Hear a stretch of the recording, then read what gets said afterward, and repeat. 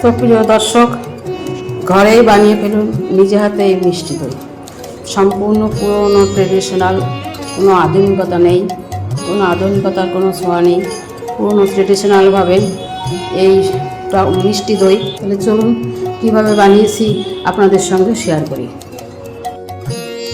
প্রথমে কড়াইয়ে চিনি দিয়ে দেবো, চিনি দিয়ে ক্যারামেল তৈরি করব।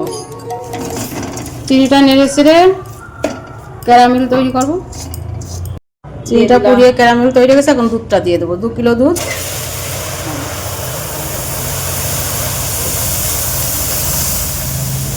2 লিটার দুধ ঢেলে দেবো।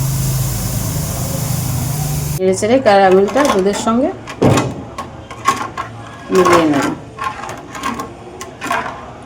দুধটাকে নেড়ে চেড়ে ভালো করে মিশিয়ে নিয়েছি। এখানে আমি 2 লিটার দুধ দিয়েছি, আপনারা চাইলে আরও বেশি দিতে পারেন। যার যতটুকু প্রয়োজন সে ততটা দিয়েই বানাতে পারবেন।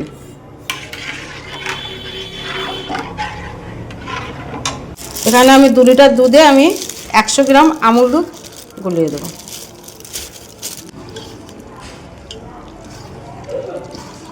দুধটা ফুটে উঠেছে, এখন এই গোলানো আমুল দুধটা দিয়ে দেবো। এবার কিছুক্ষণ নেড়ে চেড়ে আরও কিছুক্ষণ জ্বালিয়ে ঘন করতে হবে। দুধটা জ্বালিয়ে যতই ঘন করা হবে ততই সুন্দর দইতে টেস্ট হবে। এটা ঘন না হলে দইতে কোনো টেস্ট হবে না। দুধটা টকবগায় ফুটে উঠেছে, খুব সুন্দর জাল হয়ে গেছে। এখন আমি 300 গ্রাম চিনি দিয়ে দেবো। চিনিটা দিয়ে আমি ভালো করে মিশিয়ে দেবো।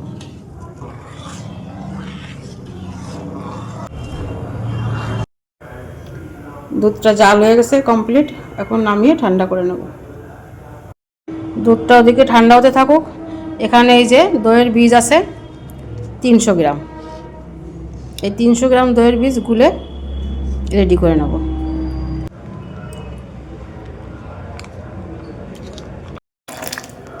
দুধটাকে ঠিক এইভাবে ঠান্ডা করে নেব।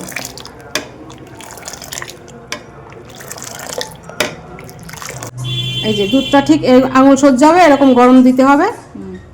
বন্ধুরা দেখুন, বাড়িতে সরস্বতী পুজো উপলক্ষে আমি আজকে দই বানাচ্ছি, আপনাদের সঙ্গে সেটাই শেয়ার করলাম। দুধটা ঠান্ডা হয়ে গেছে, এখন বীজটা দিয়ে নেব।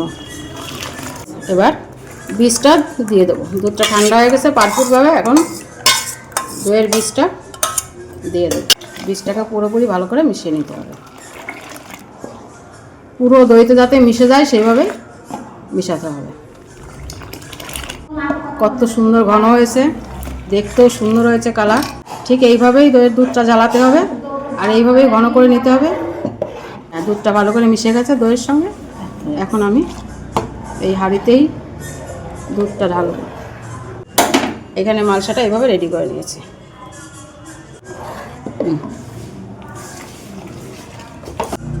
এই পুরো দুধটা এখন এই হাঁড়িতে ঢেলে দেবো কড়াই দিয়ে। পুরো দুধটা এই মালসার ভিতরে ঢেলে দেবো। এই মালসার উপর দিয়ে এই ঝাঁটার কাঠি দিয়ে দেবো এভাবে।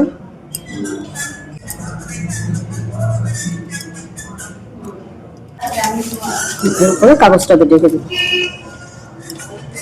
এর উপর দিয়ে দেবো চাদর, কম্বল, কাঁথা যা খুশি দিয়ে এটাকে ঢেকে দিয়ে ঘুম পাড়িয়ে দিতে হবে অন্তত 10 ঘন্টার জন্য।